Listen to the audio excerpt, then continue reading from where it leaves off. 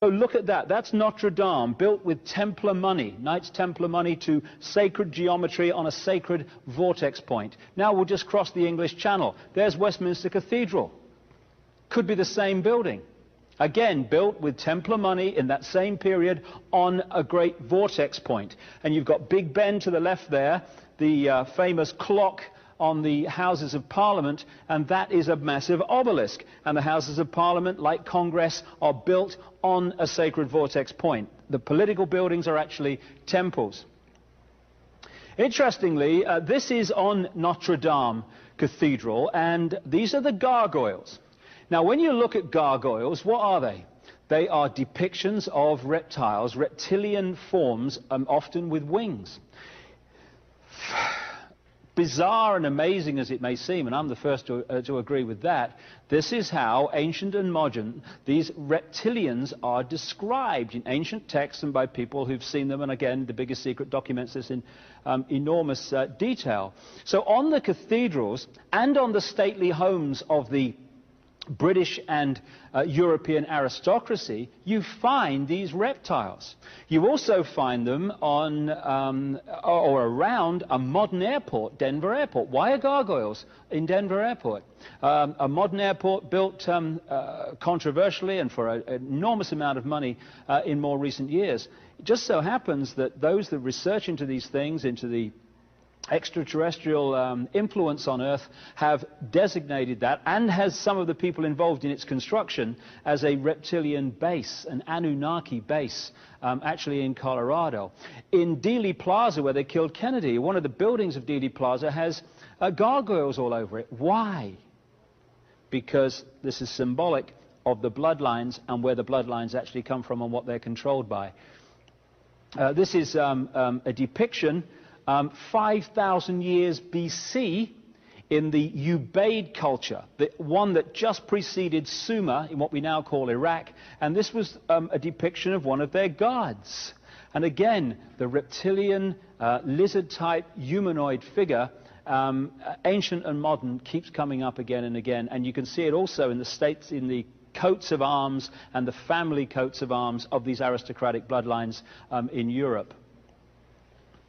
Okay, another indication of how this symbolism works and where they're coming from. This is George Washington. In the last century, they decided they didn't have a decent statue of George, so instead of getting an American to produce one, they ordered it from Italy, from Florence. And when it arrived on the dockside, people were staggered, because here was George, the first president of the United States, depicted naked from the waist up, with this cloth over his Bill Clinton's, and then pointing up one arm, pointing down the other. What's going on? Unless you realize where these people are coming from, it's inexplicable. Well, if you just hold that in your mind, arm up, arm down, naked from the waist up, and then Bill Clinton's covered in a piece of cloth, well, this is where it's coming from. This is the ancient depiction of the compilation of the negative force symbol that the Templars worshipped, or the high-level Templars worshipped anyway, called Baphomet. And this is why they depicted George Washington in that way. Now, the skull and bones is a symbol you can keep picking up when you're trying to read the secret language also. The skull and bones was on the flag of the ships of the Templars, which is why it just got turned into the pirate flag in children's stories and stuff like that. And there was another organization called the Russell Group, the Russell Company, the Russell Trust, and they made a fortune. It's one of the bloodline families in America. They made a fortune running opium to China for the British during the Opium Wars, when Britain took over China by getting the population hooked on drugs, which is what's happening to the global population today, just a bigger version of it. And on the flags of the ships of the Russell Company running these drugs was the skull and crossbones.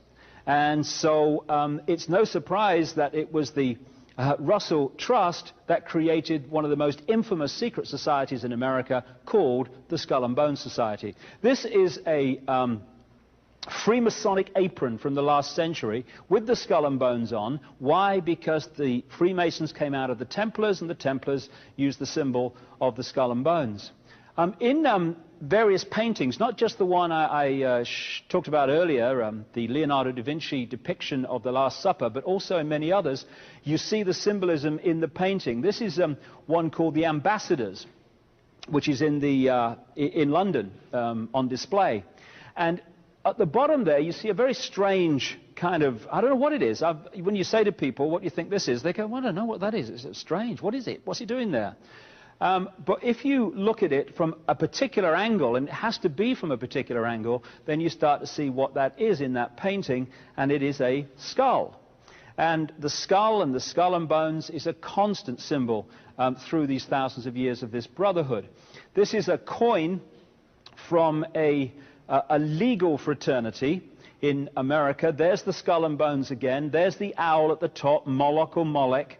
And these symbols keep recurring whenever you're looking at a brotherhood organization.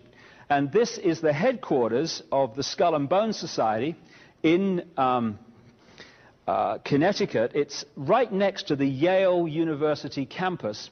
And the Skull and Bones Society, created by the Russell Trust, pulls in 15 very highly selected students every year from the bloodline families, and they go on, in terms of the ratio, in very large numbers to enter the positions of power in America, both in front of the camera and behind the scenes where the real power is. The most famous Skull and Bones member today is George Bush, former President of the United States. His father, Prescott Bush, one of the people who through the Harriman organization helped to fund Hitler, was also a Skull and Bones member. It's very much a bloodline family operation.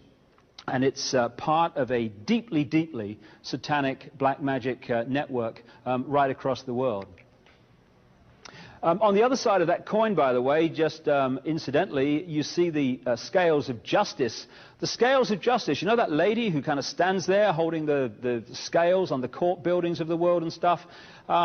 That's actually a goddess from ancient Egypt, again, called Maat, or Maat, spelled M-A-A-T, and that's what that is. It's nothing to do with justice. It's another brotherhood symbol. Again, you see them everywhere. You go in any Freemasonic temple or secret society building, and you'll find, again, the black and white squares on the floor.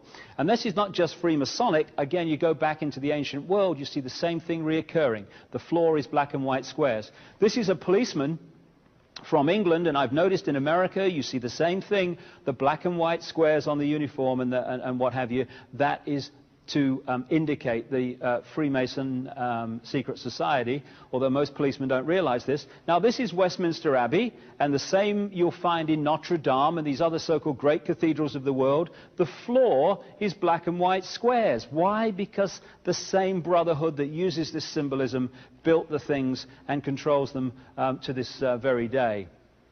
When you get into the transnational corporations, again, you see the symbolism, because as we'll come to as we go along in a few minutes, all these apparently unconnected areas of our lives, banking, transnational corporations, oil companies, connect into the same group, the same controlling force, and so all over the major companies of the world, banks and what have you, you see the brotherhood symbols. This is Arco, Atlantic Richfield Oil Company, and there its symbol, the pyramid with a capstone missing, looked at from above. One of the classic symbols. Chevron. What you need to do to see the symbolism of this is to see this not as two one-dimensional ticks, but as two three-dimensional boxes, one on top of another, which is very symbolic in the secret language. One square equals we control all that is right, all that is just, all that is fair. This is where we get everyday phrases from, like a square deal or being fair and square. One square on top of another square in any form means we control all that is right and all that is wrong, all that is positive, all that is negative, all that is just, all that is unjust, all that is this, all that is that. We control everything. And so that's what that's saying. And so appropriately, when you look in the main lobby of the Houses of Parliament in Britain, you find the two squares, one laid on the other, the so-called eight-pointed